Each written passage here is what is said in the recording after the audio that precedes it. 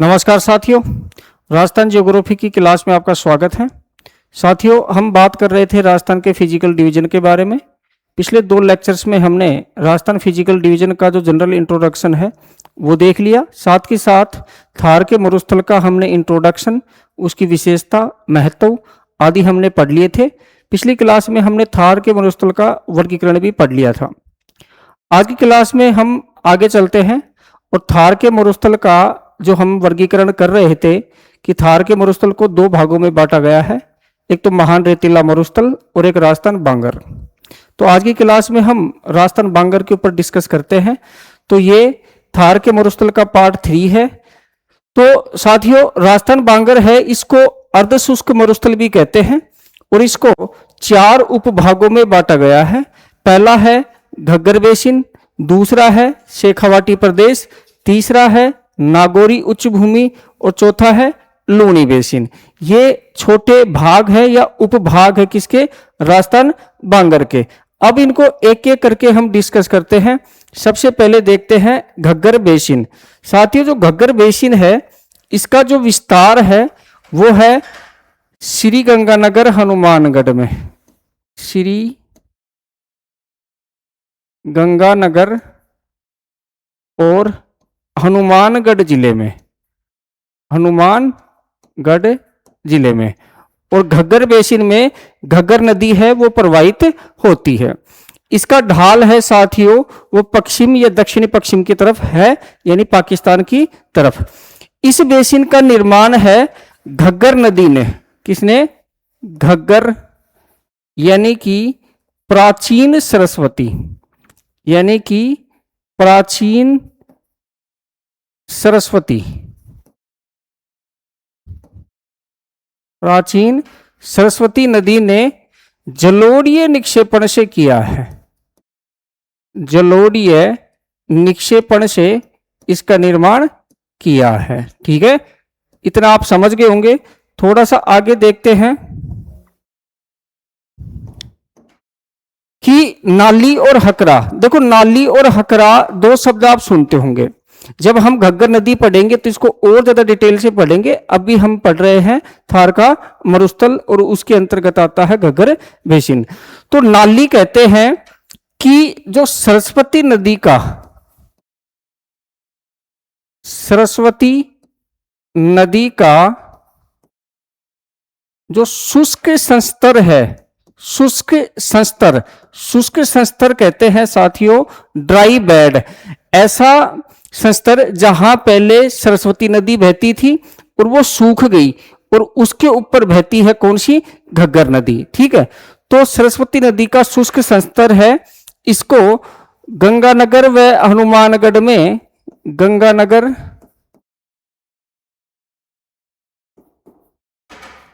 हनुमानगढ़ में, हनुमानगढ़ में नाली कहते हैं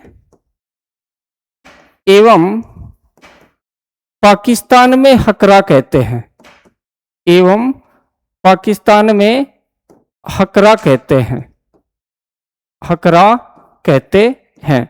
अब ये ध्यान रखना आपको कि गंगानगर हनुमानगढ़ के अलावा जब घग्गर नदी हरियाणा से होकर आती है तो हरियाणा में भी इसको नाली कहते हैं। ठीक है, अब एक टर्म आएगी बग्गी व काठी। देखो, जो नाली है ये मान के चलिए आप कि ऐसे घग्गर नदी बह रही है, घग्गर नदी बह रही है। अब ये जो ड्राई बेड था सरस्वती का, जहां वर्तमान में घग्गर नदी बह रही है, इस ड्राई बेड को या रिवर द्रोणी को कहते हैं नाली। और इस नाली के आसपास का, इस नाली के आसपास का जो उपजाऊ क्षेत्र है, जो उर्वर क्षेत्र है, इसको कहते हैं बग्गी या काठी। ये ध्यान रखना आपको, इसको कहते हैं बग्गी या काठी। तो ध्यान रखना, बग्गी या काठी किसको कहेंगे कि नाली के, नाली के आसपास, आसपास स्थित, स्थित उपजाऊ क्षेत्र को, उपजाऊ क्षेत्र को बग्गी या काठी कहते हैं, बग्गी या काठी कहते हैं। अब आपको पता है कि यहां इंदिरा गांधी नहर आ चुकी है, इंदिरा गांधी नहर के अलावा गंग नहर है, और इसके अलावा सिद्धमुख नौहर नहर है, भाखड़ा नहर है। इन नहरों से यहाँ सिंचाई हो रही है घग्गर बेसिन में, और सिंचाई होने से यहाँ जो मरुस्थलीय स्थलाकृतियां हैं वो धीरे धीरे परिवर्तित हो रही हैं, और ये एक तरह से हरित प्रदेश हो गया है, कृषि प्रदेश हो गया है, इसलिए इसको हरित प्रदेश भी कहते हैं। ये आपको ध्यान रखना है। अब बात आती है थली। थली किसको कहते हैं भाई? देखो, दक्षिणी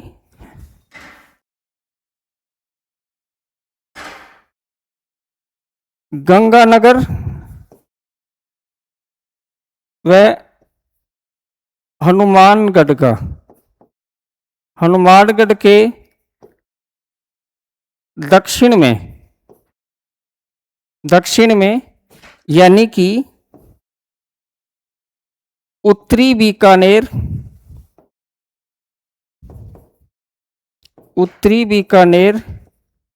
व चूरू का क्षेत्र, चूरू का भाग जो ऊपर उठा है, जो ऊपर उठा हुआ है, वो क्या कहलाता है? थली। ये ध्यान रखना आपको, थली किसे कहते हैं? गंगानगर हनुमानगढ़ के दक्षिण में उत्तरी जो बीकानेर और चूरू का भाग है जो थोड़ा ऊपर उठा हुआ है घग्गर बेसिन से, उसको कहते हैं थली। तो एक बार हम दोबारा देख लेते हैं इसको, और इसको थोड़ा सा ध्यान से देखना आपको कि ये वाला जो भाग है ये आपको दिख रहा है पर्पल कलर का, यही है घग्गर बेसिन, और इस भाग में ही बहती है आपकी कौन सी नदी? घग्गर नदी। ठीक है, तो ये हो गया आपका घग्गर बेसिन। इससे रिलेटेड जितने भी इंपॉर्टेंट पॉइंट थे वो हमने डिस्कस कर लिए हैं। जब हम घग्गर रिवर पढ़ेंगे तो अदर जो पॉइंट्स हैं वो भी हम डिस्कस करेंगे। सेकंड जो उपभाग है राजस्थान बांगर का, वो है साथियों शेखावाटी प्रदेश। और शेखावाटी प्रदेश का जो विस्तार है वो मुख्यतः 3 जिलों में है, चूरू,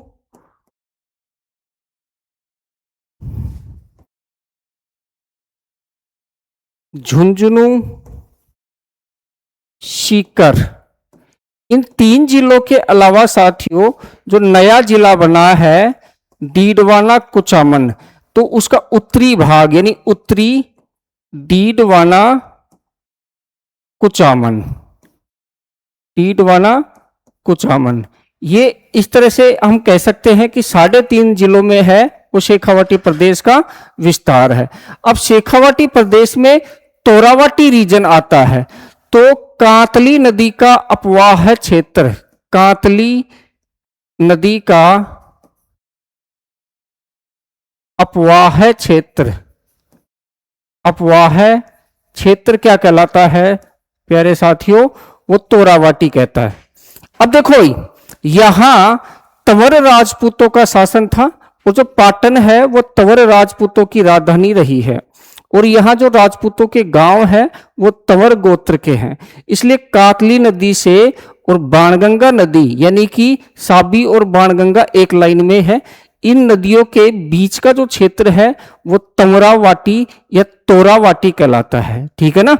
आगे देखते हैं बरखान। अब देखो आपसे ऐसे पूछा जाए कि सर्वाधिक बरखान कहाँ पाए जाते हैं, बरखान क्या है? पहले तो ये ध्यान रखना, हमने कल भी बात करी थी कि अर्धचंद्राकार बालू का स्तूप है, अर्धचंद्राकार बालू का स्तूप है, बालू का स्तूप है। ठीक है, बरखान क्या है? अर्धचंद्राकार बालू का स्तूप है। और आपसे पूछे कि राजस्थान में सर्वाधिक कहां पाए जाते हैं, तो सर्वाधिक पाए जाते हैं शेखावाटी क्षेत्र में, शेखावाटी क्षेत्र में। यह ध्यान रखना आपको, क्षेत्र में। अब शेखावाटी क्षेत्र है कहां?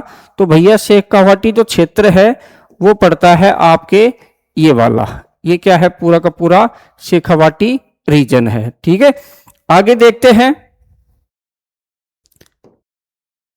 आंतरिक अपवाह तंत्र। अब देखो शेखावाटी जो क्षेत्र है साथियों, वो आंतरिक अपवाह तंत्र का क्षेत्र है। राजस्थान में 3 प्रकार के अपवाह तंत्र हैं। ऐसी नदियां जो राजस्थान से बहती हुई और बंगाल की खाड़ी में गिरती हो, ऐसी नदियां जो राजस्थान से निकलकर या राजस्थान से बहती हुई अरब सागर में गिरती हो, और ऐसी नदियां जो स्थल से निकलकर स्थल में ही समाप्त हो जाती हैं। ऐसी नदियां जो स्थल से निकलकर स्थल में समाप्त होती हैं उनको कहते हैं आंतरिक अपवाह तंत्र की नदियां। जैसे कि घग्गर नदी, कांतली नदी, कांकनी या मसूरदी नदी, सांबर अपवाह बेसिन, इसके अलावा साबी नदी, ये सारी की सारी नदियां हैं आंतरिक अपवाह तंत्र की नदियां हैं। अब शेखावाटी क्षेत्र में जो छोटी मोटी नदियां हैं जिनमें आप किताबों में कुछ का नाम ही जानते हैं, जैसे कांतली है, कृष्णावती है, कंसावती है, ये कई ऐसी नदियां हैं जो शेखावाटी क्षेत्र में प्रवाहित होती हैं। ये नदियां अपना जल स्थल में ही विलीन कर देती हैं, इसलिए इस क्षेत्र को आंतरिक अपवाह तंत्र वाला क्षेत्र भी कहते हैं। तो यहां ध्यान रखना, आंतरिक अपवाह तंत्र वाला क्षेत्र यानी कि ऐसी नदियां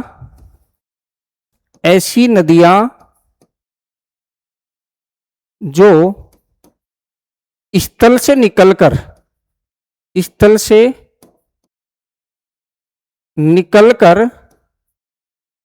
स्थल में ही विलीन हो जाती हैं, स्थल में ही विलीन हो जाती हैं, विलीन, ठीक है, वो क्या कहलाती हैं? आंतरिक अपवाह तंत्र की नदियां। और शेखावाटी क्षेत्र ऐसी नदियों का क्षेत्र है। नेक्स्ट है अंतर जल प्रवाही क्षेत्र। ये इंपॉर्टेंट है, इसको ध्यान से समझना कि शेखावाटी क्षेत्र में चूना की चट्टान पाई जाती है धरातल के नीचे। अब ये चूने की चट्टान है, यहां बारिश का पानी है रिसकर नीचे चला जाता है, और जब बारिश का पानी रिसकर नीचे चला जाता है तो जो पानी है वो चूने को घोल देता है, और अंदर है वो काष्ठ स्थलाकृतियां बना देता है। काष्ठ स्थलाकृतियां उसको कहते हैं कि जो भूमिगत जल है उससे क्या होता है, अपक्षय और अपर्दन, उससे निर्मित होने वाली जो स्थलाकृतियां हैं वो काष्ठ स्थलाकृतियां कहलाती हैं। अब यहाँ क्या है, नीचे छोटी छोटी कंदराएं बन जाती हैं धरातल के नीचे, तो वहां फिर पानी प्रवाहित होता है, भूमिगत जल प्रवाहित होता है। इसलिए इस शेखावाटी प्रदेश को अंतर जल प्रवाही क्षेत्र भी कहते हैं। तो यहां ध्यान रखना, धरातल के नीचे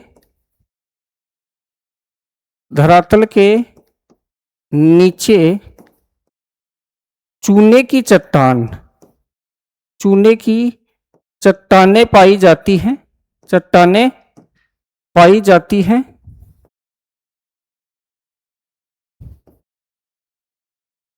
जिनमें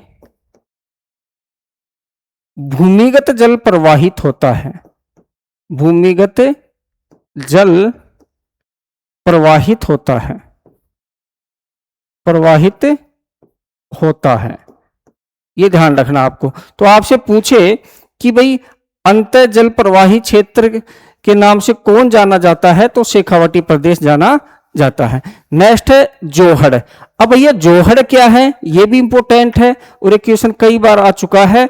तो जोहड़ एक जल संरक्षण की विधि है, वर्षा जल संरक्षण की विधि है, और ये होते हैं कच्चे कुएं। क्या होते हैं? कच्चे कुएं। ये ध्यान रखना आपको, ठीक है। अब इसको थोड़ा और डिटेल में बताता हूं मैं आपको कि जोहड़ है क्या। देखो भाई, जोहड़ जो गांवों के हैं वो सभी जानते हैं कि वो जोहड़ होते क्या है, ठीक है। अब मैं थोड़ा सा और डिटेल में बता देता हूं आपको। जोहड़ सबसे पहला तो ये ध्यान रखना कि ये वर्षा जल संरक्षण की विधि है, वर्षा जल संरक्षण की विधि है। जोहड़ क्या है? वर्षा जल संरक्षण की विधि है। दूसरा, ये कच्चे कुएं होते हैं। ये क्या होते हैं? कच्चे कुएं होते हैं, कच्चे कुएं होते हैं। ठीक है। तीसरी बात यह ध्यान रखना, इनका केंद्र का जो गहरा भाग होता है, केंद्र का गहरा भाग जो होता है, गहरा भाग जो होता है उसको कहते हैं प्यारे बच्चों चोभी। क्या कहते हैं? चोभी। अब आप कहोगे सर केंद्र का गहरा भाग क्या है? तो देखो ये ऐसी आकृति के होते हैं, ऐसी, और इसमें भरा होता है पानी। इसमें क्या भरा होता है? पानी। और इसको गांव वाले क्या है, पीने के लिए, पशुओं के लिए, सिंचाई के लिए ऐसे प्रयोग कर लेते हैं। अब इसका सबसे गहरा भाग है, ये तो क्या कहलाएगा? चोभी। क्या कहलाएगा? चोभी। और ये पूरा का पूरा क्या कहलाएगा? जोहड़। जोहड़। ठीक है। अब एक व्यक्ति है जिसका नाम है डॉक्टर राजेंद्र सिंह। राजेंद्र सिंह। अब ये डॉक्टर राजेंद्र सिंह है सर, ये कहाँ के हैं? ये है भैया तिजारा, और तिजारा पहले अलवर में था, अब ये अलग से जिला बन गया है खैरतल तिजारा। अब डॉक्टर राजेंद्र सिंह है, ये कई चीजों के लिए जाने जाते हैं। ये दो संस्थाओं से जुड़े हुए हैं, एक तो है तरुण भारत संघ, तरुण भारत संघ, तरुण भारत संघ, और एक है प्यारे साथियों जल बिरादरी, जल बिरादरी। और ये वही व्यक्ति हैं जिन्होंने रूपारेल नदी को पुनर्जीवित किया था। जब हम नदियां पढ़ेंगे तो इनके बारे में और डिटेल में हम डिस्कस करेंगे। इन्होंने एक कार्यक्रम चलाया, एक प्रोजेक्ट चलाया, प्रोजेक्ट, और प्रोजेक्ट का नाम है साथियों, वो है जोहड़ संरक्षण कार्यक्रम। जोहड़ संरक्षण कार्यक्रम। और ये कार्यक्रम इन्होंने चलाया है सीकर जिले में। कौन से में?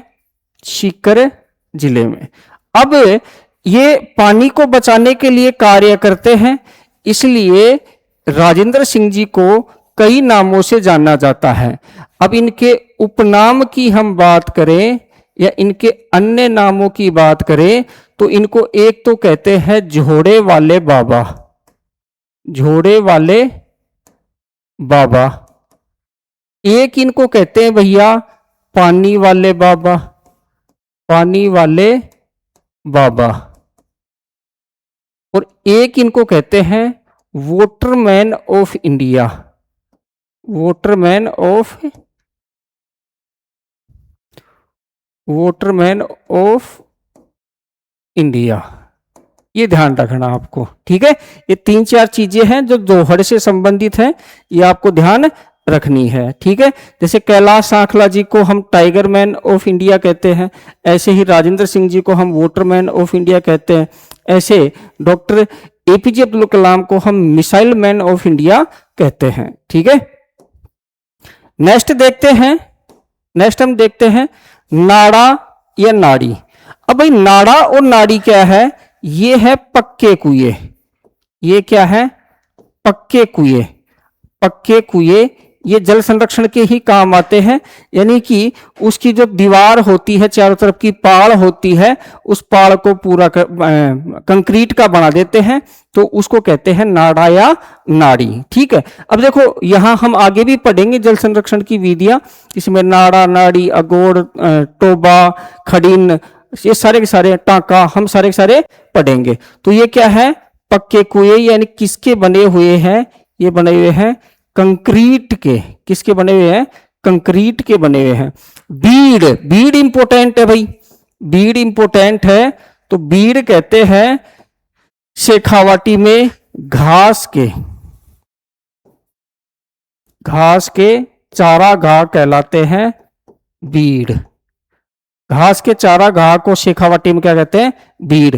अब यहां जो मृदा पाई जाती है वो चूना निर्मित मृदा पाई जाती है भैया, चूना निर्मित मृदा पाई जाती है। यह भी इंपोर्टेंट है कि शेखावाटी में कैसी मृदा पाई जाती है? चूना निर्मित। क्यों? क्योंकि यहां चूना की चट्टानों की अधिकता है और चूना की चट्टानों के अपक्षय अपरदन से जो मृदा बन रही है, इसलिए उस मृदा में चूना की मात्रा अधिक पाई जाती है। आपने पढ़ा होगा कि भाई चूरू जिला है वो राजस्थान का सबसे ठंडा जिला है और चूरू जिला ही राजस्थान का सबसे गर्म जिला है, और चूरू जिला ही ऐसा जिला है जहां वार्षिक तापांतर सर्वाधिक पाया जाता है। अब राजस्थान में के चूरू जिले में जो शेखावाटी प्रदेश का एक जिला है, इस जिले में चूना निर्मित मृदा पाई जाती है। अब इस चूना निर्मित मृदा की एक विशेषता होती है, ये गर्मियों में तो अधिक गर्म हो जाती है और सर्दियों में अधिक ठंडी हो जाती है। इसलिए सर्वाधिक गर्म जिला भी कौन सा है? चूरू। और सबसे ठंडा जिला भी कौन सा है? चूरू। अब गर्मियों के अधिकतम तापमान और सर्दियों के न्यूनतम तापमान के बीच का जो अंतर है उसको हम वार्षिक तापांतर कहते हैं, जो सर्वाधिक चूरू जिले का है। दैनिक तापांतर है वो सर्वाधिक जैसलमेर जिले का है, यानी दिन के अधिकतम और रात के न्यूनतम तापमान का जो अंतर है वो दैनिक तापांतर है। तो इसलिए ध्यान रखना, यहां चूना निर्मित मृदा पाई जाती है। नेक्स्ट हम देखते हैं खारे पानी की झीलें। अब देखो शेखावाटी क्षेत्र में कई खारे पानी की झीलें पाई जाती हैं, जैसे कि ताल छापर, जैसे कि ताल छापर, ठीक है।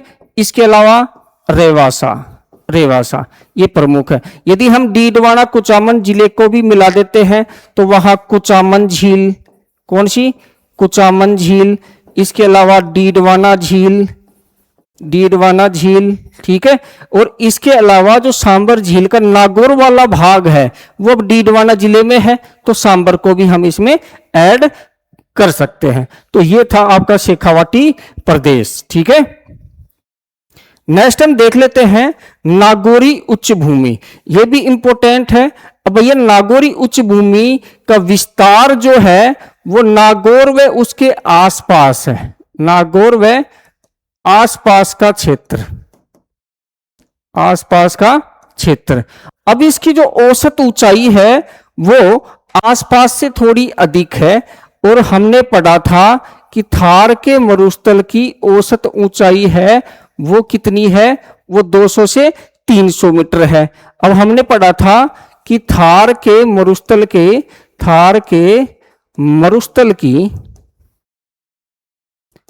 औसत ऊंचाई, औसत ऊंचाई वो थी 200 से 300 मीटर, 200 से 300 मीटर। लेकिन ये थार के मरुस्थल का सबसे ऊंचा भाग है, तो इसकी औसत ऊंचाई है 300 से 500 मीटर। तो यहां देखिए आप एक बार इसको, यहां ये है आपकी नागौरी उच्च भूमि, और ये क्या है? अपने आसपास का जो मरुस्थलीय भाग है उससे थोड़ा सा ऊंचा है, इसलिए इसको कहते हैं नागौरी उच्च भूमि या नागौरी हाईलैंड या नागौरी अपलैंड, ठीक है। तो ये तो थी इसकी ऊंचाई 300 से 500 मीटर तक। अब यहां एक चीज ध्यान रखना, सार, सार क्या है? देखो भाई, यहां पाए जाने वाली जो खारे पानी की झीलें हैं, खारे पानी की झीलें, उनको कहते हैं सार। अब देखो नागौरी उच्च भूमि को थोड़ी पता है कि आपने उस नागौरी उच्च भूमि में अलग अलग जिले बना दिए हैं, कि आपका दिल्ली का काम है जिले बनाना। तो यहाँ जो डीडवाना, कुचामन, सांबर, ये सारी झील है वो सार का ही भाग है। तो यहाँ खारे पानी की जो झीलें हैं उनको क्या कहते हैं? सार कहते हैं। हरे कबूतर, देखो राजस्थान में 2 जगह है, राजस्थान में 2 जगह है, मैं यहां लिख देता हूं हरे कबूतर, हरे कबूतर, हरे कबूतर। इसमें 3-4 चीजें हैं। पहला तो इसका अन्य नाम है हरियल पक्षी, हरियल पक्षी। अब ये हरियल पक्षी है, आपने देखो कबूतर नहीं है, ये मोडी कहते हैं अपन, जो खेजड़ी के पेड़ में रहती है मोडी, और इसके पंख थोड़े थोड़े ग्रीन होते हैं, इसलिए हम इसको हरे कबूतर कहते हैं, ठीक है। हम इसको गांव में मोडी कहते हैं, ध्यान रखना। अब ये मूल रूप से उत्तर प्रदेश, इसका जो मूल स्थान है भैया, मूल स्थान है वो क्या है? यूपी, यानी कि गंगा घाटी, गंगा वैली, ठीक है, ये इसका मूल स्थान है। और ये राजस्थान में दो जगह पाया जाता है, राजस्थान में ये दो जगह पाया जाता है। कहाँ कहाँ? एक तो पाया जाता है ये नागौरी उच्च भूमि, नागौरी उच्च भूमि, और दूसरा पाया जाता है सरिस्का, सरिस्का नेशनल पार्क, ठीक है। अब देखो ध्यान से समझो, नागौरी उच्च भूमि में एक गांव है नागौर में, थावला, और थावला गांव जो है प्यारे बच्चों वो इसके लिए प्रसिद्ध है, थावला गांव जो है वो इसके लिए प्रसिद्ध है। और सरिस्का कहाँ है? अलवर में, Sariska tiger reserve, Sariska wild life sanctuary ये कहाँ है? अलवर में। तो ये था हरे कबूतर से संबंधित। अब नेक्स्ट बात करते हैं कुबड़ पट्टी। अब भैया कुबड़ पट्टी भी इंपोर्टेंट है, एग्जाम्स में आती रहती है। कुबड़ पट्टी है क्या? तो देखो, अजमेर से नागौर के बीच, अजमेर व नागौर के मध्य, व नागौर के मध्य, नागौर के मध्य जो भूमिगत जल है, भूमिगत जल है, भूमिगत जल है में फ्लोराइड की मात्रा अधिक पाई जाती है। भाई फ्लोराइड की मात्रा अधिक पाई जाती है, फ्लोराइड की मात्रा अधिक पाई जाती है, अधिक।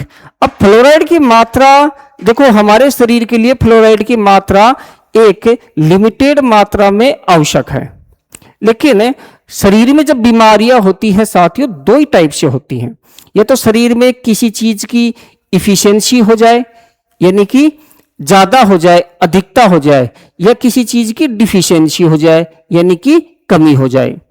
अब फ्लोराइड एक लिमिटेड मात्रा में ठीक है, लेकिन जब ज्यादा हो जाता है फ्लोराइड तो हमारे शरीर की हड्डियां हैं वो सॉफ्ट हो जाती हैं और मुड़ जाती हैं, और लोगों के पीछे कुबड़ निकल जाता है। पहली बात समझ गए। और जब डिफिशियंसी होती है तो हमारे शरीर की जो हड्डियां हैं वो थोड़ी कड़क हो जाती हैं, यानी कि आपने कई लोगों के देखा होगा कि दांत का एक कॉर्नर है वो टूटा हुआ मिलता है। वो मिलता है किसके कारण? इस फ्लोराइड की डिफिशियंसी के कारण, यानी कि कमी के कारण। तो अधिकता होगी तो हड्डियां हैं वो सॉफ्ट हो जाएंगी, और यदि कमी होगी तो हड्डियां कड़क हो जाएंगी, वो जल्दी टूट जाएंगी, ठीक है ना। तो लिमिटेड मात्रा में फ्लोराइड आवश्यक होता है। अब यहां अजमेर व नागौर के बीच में जो जमीन के नीचे से पानी निकलता है, हैंडपंप से, बोरिंग से, कुओं से, इस पानी में फ्लोराइड की मात्रा अधिक पाई जाती है। और फ्लोराइड की मात्रा अधिक होने से यहां क्या है, लोगों में फ्लोराइड की अधिकता ज्यादा हो गई, इसलिए लोगों के कुबड़ अधिक निकल रहे हैं। इसलिए इस क्षेत्र को कुबड़ पट्टी या बांका पट्टी या हैचबैक भी कहते हैं। तो यहां ध्यान रखना, फ्लोराइड की मात्रा की अधिकता से कुबड़ की समस्या, कुबड़ की समस्या उत्पन्न हो गई है, ये आपको ध्यान रखना है। अब यहां एक इंदिरा गांधी नहर परियोजना की एक लिफ्ट नहर है, पन्नालाल बारूपाल लिफ्ट नहर। और उस पन्नालाल बारूपाल लिफ्ट नहर जिससे नागौर में पानी आता है, उस नहर के ऊपर एक जायल डीफ्लोराइजेशन प्रोजेक्ट चल रहा है। तो उससे क्या है, यहाँ जो बारिश होती है, यहाँ की चट्टानों में फ्लोराइड तो है ही, तो बारिश होती है तो बारिश से जो पानी इकट्ठा होता है जोहड़ों में, तालाबों में, जो लोग यूज करते हैं, उससे भी क्या है, फ्लोराइड अधिक होता है। तो डीफ्लोराइजेशन के लिए, यानी कि फ्लोराइड के बिना जो जल है पीने का, वो उपलब्ध करवाने के लिए जायल डीफ्लोराइजेशन प्रोजेक्ट चलाया जा रहा है, जो जायल तहसील में है, नागौर की में। अब एक आता है श्रेणी। अब ये श्रेणी क्या है वो भी देख लीजिए भैया। देखो श्रेणी जो है, यहां छोटी छोटी अरावली की अवशिष्ट पहाड़ियां हैं।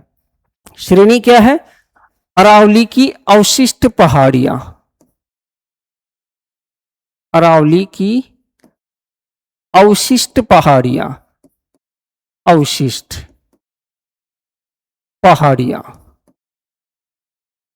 ये क्या कहलाती है? यहां पर श्रेणी कहलाती है। श्रेणियां, श्रेणी कहलाती है या श्रेणियां कहलाती है, ये ध्यान रखना आपको। पहली बात समझ गए। दूसरा, फॉर एग्जाम्पल, जैसे कि पहली मकराना श्रेणी,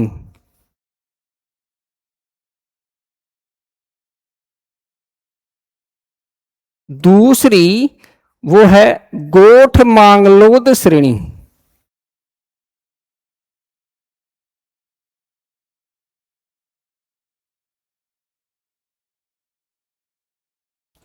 तीसरी है भैया वो है डेगाना श्रेणी, और चौथी है जायल श्रेणी। जायल श्रेणी। अब ये श्रेणियां हैं, छोटी छोटी पहाड़ियां हैं, ये किसी ना किसी खनिज के लिए प्रसिद्ध हैं। मकराना श्रेणी है वो मकराना के संगमरमर के लिए प्रसिद्ध है, ये ध्यान रखना है। गोठ मांगलोद श्रेणी, आपको पता है कि गोठ मांगलोद जिप्सम के लिए प्रसिद्ध है। और डेगाना श्रेणी है प्यारे बच्चों, डेगाना श्रेणी है ये टंगस्टन के लिए प्रसिद्ध है। टंगस्टन। और डेगाना श्रेणी में भी रेवत पहाड़ी है छोटी सी, वो इसके लिए फेमस है। और जायल श्रेणी फेमस है प्यारे साथियों फ्लोराइड के लिए फेमस है। तो ये यहां आप समझ गए होंगे श्रेणियां। अब इसको थोड़ा सा मैप पे आपको मैं दिखा देता हूं कि मैप पे क्या सिस्टम है। देखो यहां देखिए मकराना है और यहां मार्बल निकलता है। फिर यहां देखिए डेगाना, और डेगाना की जो रेवत गांव की पहाड़ी है जिसको हम रेवत पहाड़ी कहते हैं, वहां टंगस्टन निकाला जाता है जो खान वर्तमान में बंद पड़ी है। जायल में क्या है? जायल में फ्लोराइड पाया जाता है। और मांगलोद, यह दो गांव है गोठ और मांगलोद, तो यहां मिलता है क्या? जिप्सम। नीचे गांव है थावला जहां हरे कबूतर पाए जाते हैं। एक बात और मैं आपको बता देता हूं कि ये कुबड़ पट्टी या बांका पट्टी है, इससे सबसे ज्यादा जो प्रभावित गांव है वो है आसरवा गांव। और ये आसरवा गांव है प्यारे बच्चों, ये मकराना तहसील में है। कहाँ है? मकराना में। तो ये था आपका नागौरी उच्च भूमि। नेक्स्ट हम देखते हैं लूनी बेसिन। देखो सबसे पहले लूनी बेसिन का विस्तार समझिए। देखो एक तो है लूनी नदी बेसिन, और यहां हम पढ़ रहे हैं मरुस्थल। तो लूनी नदी तो अजमेर से निकलती है। अजमेर जो जिला है वो शामिल है किसमें? अरावली में। अजमेर जिला मरुस्थल में शामिल नहीं है। तो आप वैसे अजमेर को भी शामिल कर सकते हो, लेकिन थार के मरुस्थल का जब हम डिवीजन करते हैं तो अजमेर का नाम नहीं आता है। तो यहां एक तो आ जाएगा नागौर का दक्षिणी भाग जहां से लूनी बहती है। एक आ जाएगा पश्चिमी ब्यावर। फिर एक आ जाएगा प्यारे बच्चों पाली। फिर एक आ जाएगा जोधपुर जिला। इसके बाद बालोतरा जिला। इसके बाद बाड़मेर जिला। और इसके बाद जालोर जिला। इन जिलों में लूनी बेसिन है वो स्थित है। अब आप कहोगे कि सर लूनी बेसिन कहाँ है?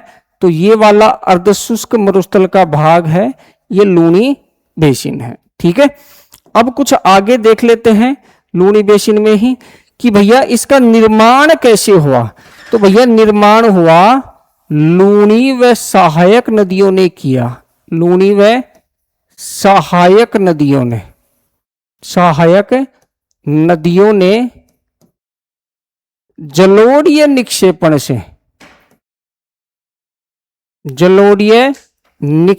से इसका निर्माण किया है। ठीक है, लूनी व उसकी सहायक जोजड़ी, मीठड़ी, ठीक है, सूकड़ी, बांडी, खारी, जवाई, लीलड़ी, ये जितनी भी नदियां हैं इन्होंने और लूनी ने मिलकर जो सैकड़ों हजारों साल से जो जलोढ़ लाकर इसमें जमा कर रही है, उससे इस बेसिन का निर्माण हुआ है। फिर नेक्स्ट बात है, इसका अन्य नाम क्या है? अन्य नाम है गोडवाड़ प्रदेश। गोडवाड़ प्रदेश, क्योंकि यहां गोड़ शासकों का शासन था, इसलिए इसको गोडवाड़ प्रदेश कहते हैं। एक इसको तली भी कहते हैं। क्या कहते हैं? तली, क्योंकि ये मरुस्थल का सबसे नीचा भाग है, इसलिए इसको तली कहते हैं। यहां ध्यान रखना, आपको एक टर्मिनोलॉजी और आएगा, एक शब्दावली और आएगी, हम नेक्स्ट क्लास में पढ़ेंगे। तल्ली, तो तल्ली अलग होता है। बालू का स्तूपों का बीच का जो निम्न गर्तीय भाग होता है उसको तल्ली कहते हैं। और इन तल्लियों में जब वर्षा का जल भर जाता है, उससे बनने वाली अस्थायी पलाया झीलों को डांड कहते हैं। ये हम नेक्स्ट क्लास में पढ़ेंगे। अभी यहां ध्यान रखना, तली। और ये जो है लूनी बेसिन, ये भैया लूनी बेसिन जो है, ये थार के मरुस्थल का सबसे नीचा भाग है। थार के मरुस्थल का सबसे नीचा या निम्न भाग है, या निम्न भाग है, ये ध्यान रखना आपको। अब यहां देखो भाई, कुछ पहाड़ियां पाई जाती हैं, और ये पहाड़ियां कौन कौन सी है वो देख लीजिए। एक तो यहां पाई जाती है 56 की पहाड़ी। 56 की पहाड़ी, देखो भाई, एक तो है 56 की पहाड़ी, एक 56 का मैदान। 56 की पहाड़ी वर्तमान में है बालोतरा जिले में। बालोतरा जिले में, जैसे लूनी नदी यदि ऐसे जा रही है तो इसके पास ऐसे गोलाकार पहाड़ियां हैं, और ये है बालोतरा जिला। ठीक है, यहां इसमें ऐसे पहाड़ियां हैं, ऐसे। ठीक है, यहां धरना पहाड़ी से और मोकलसर गांव तक पहाड़ियां फैली हैं। बीच में है शिवाना। अब ये है गोलाकार पहाड़ी। कैसी है? गोलाकार पहाड़ी। और इन्हीं में स्थित है हल्देश्वर महादेव का मंदिर। ये भी आपको ध्यान रखना है। शिवाना का किला भी इन्हीं में स्थित है, हल्देश्वर महादेव का मंदिर भी इन्हीं में स्थित है। और यहाँ ये हल्देश्वर महादेव मंदिर के पास में गांव है पीपलून, और पीपलून को मारवाड़ का लघु माउंट आबू कहते हैं, क्योंकि पूरे थार के मरुस्थल यानी पूरे मारवाड़ क्षेत्र में सबसे ज्यादा वर्षा इसी पीपलून में होती है। तो ये बात भी आपको ध्यान रखनी है। अभी हम पहाड़ियों की ही बात कर लेते हैं। फिर एक है नाकोड़ा पर्वत। नाकोड़ा पर्वत, अब नाकोड़ा पर्वत भी भैया इसी के पास में है, बालोतरा में। बालोतरा में। अब यहां ध्यान रखना, नाकोड़ा पर्वत 56 की पहाड़ियों का भाग नहीं है, वो थोड़ी साइड में स्थित है नाकोड़ा जी। और यहां नाकोड़ा पर्वत के ऊपर पार्श्वनाथ जैन टेम्पल स्थित है। ठीक है, जिसको नाकोड़ा जी भी कहते हैं। ये भी आपको ध्यान रखना है। तीसरी जो है प्यारे बच्चों, वो है जसवंतपुरा की पहाड़ी। जसवंतपुरा की पहाड़ी, जसवंतपुरा की पहाड़ी। और ये जसवंतपुरा की पहाड़ी है, ये है जालोर जिले में। कौन से जिले में? जालोर जिले में। और जसवंतपुरा की पहाड़ी ये इसका सबसे ऊंचा जो भाग है, सबसे ऊंचा जो पर्वत है, वो है डोरा पर्वत। और इसमें जो अन्य प्रमुख चोटियां हैं या पर्वत हैं, जैसे इसराना भाकर, रोजा भाकर, झारोला भाकर। यहाँ जो सिरोही, जालोर और बाड़मेर, इस क्षेत्र में पहाड़ को भाकर और पहाड़ी को भाकरी कहते हैं। ये भी आपको ध्यान रखना है। तीसरा है सुंदा माता की पहाड़ी, और सुंधा माता की पहाड़ी को सुंडा माता की पहाड़ी भी कहते हैं। सुंधा माता की पहाड़ी। ठीक है, इनके बारे में हम जब अरावली पढ़ेंगे तो और डिटेल में पढ़ेंगे, इसमें आपको टेंशन लेने की आवश्यकता नहीं है।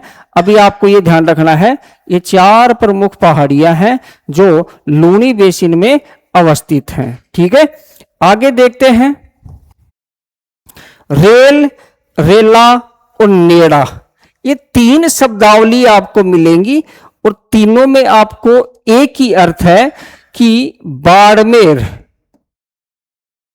बाड़मेर व जालोर का,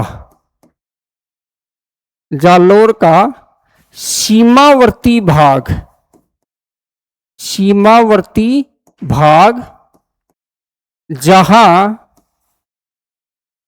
वर्षा काल में, वर्षा काल में लूणी नदी, लूणी नदी छोटी छोटी धाराओं में बटकर, छोटी छोटी धाराओं में बटकर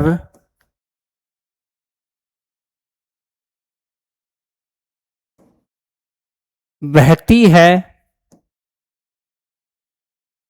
वो भाग कहलाता है, इसको कहते हैं रेल, रेला या नेड़ा कहते हैं, नेड़ा कहते हैं।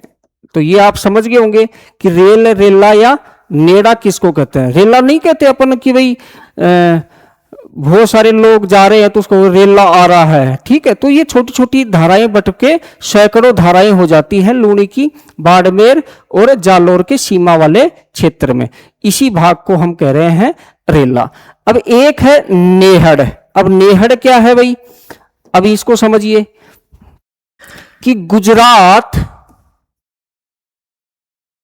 व जालोर का, जालोर का सीमावर्ती भाग, सीमावर्ती भाग जहां सैकड़ों वर्ष पूर्व, सैकड़ों वर्ष पूर्व, वर्ष पूर्व कच्छ के रण का, कच्छ के रण का जल भर गया था, जल भर गया था, भर गया था, वह नेहड़ कहलाता है, नेहड़ कहलाता है। अब देखो भाई, जहां कच्छ का रण है आज गुजरात में, यानी कि जो कच्छ की खाड़ी है उसका जल है वो भर गया था, वहां पहले मरुस्थल था। और वहां दो हैं, ग्रेट रन ऑफ कच्छ और लिटिल रन ऑफ कच्छ। जहां आप पढ़ते हो धोलावीरा, जो एक आर्कियोलॉजिकल हड़प्पन साइट है धोलावीरा, वहां जो लूणी नदी जाती है वो पहले कच्छ की खाड़ी में जा रही थी, तो वहां मरुस्थल था। तो वहां तीन द्वीप है, एक तो बेला द्वीप और एक कदीर द्वीप है। कदीर द्वीप के ऊपर धोलावीरा स्थित है। धोलावीरा जो सिंधु घाटी सभ्यता का स्थल है वो कदीर द्वीप के ऊपर है, ठीक है। तो उस पूरे एरिया को कहते हैं ग्रेट रन ऑफ कच्छ। और जहां पश्चिमी बनास नदी एंट्री करती है उसको कहते हैं लिटिल रन ऑफ कच्छ। तो लूणी नदी है ये पहले कच्छ की खाड़ी तक जाती थी, लेकिन सैकड़ों साल पहले कच्छ की खाड़ी का जल है वो गुजरात के जो रेगिस्तान वाला क्षेत्र है, कच्छ का रण वाला क्षेत्र है, वहां भर गया। और ये गुजरात से होते हुए जो जालोर के अंदर एंट्री कर गया था, बाड़मेर जालोर का जो भाग है गुजरात की बाउंड्री से लगता हुआ वहां, और इसी क्षेत्र को कहते हैं नेहड़। क्लियर। आगे देखते हैं रानीवाड़ा उच्च भूमि, यह भी इंपोर्टेंट है। जसवंतपुरा पहाड़ी के, जसवंतपुरा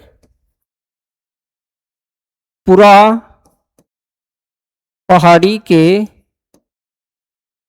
पश्चिम में स्थित, पश्चिम में स्थित वृक्ष विहीन, वृक्ष विहीन अनावर्त क्षेत्र,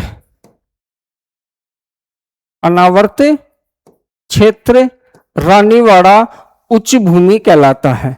वृक्ष विहीन मतलब यहां जो धरातल है उस धरातल में मोटे मोटे थोड़े से बोल्डर्स पाए जाते हैं और यहाँ पेड़ नहीं पाए जाते, और ये अनावर्त यानी लगातार क्षेत्र है। आपको दिखने में समतल दिखेगा लेकिन थोड़ा सा पथरीला टाइप का है, ठीक है।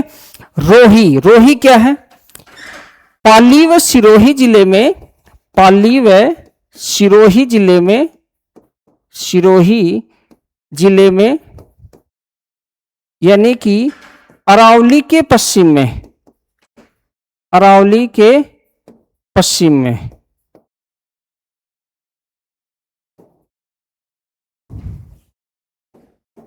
शीतकाल में, शीतकाल में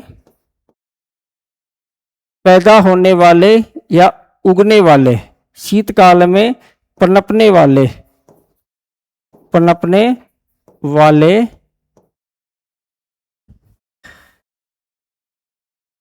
वाले या वाली घास की पट्टियां, घास की पट्टियां, और इसको कहते हैं स्टेपी घास की पट्टियां।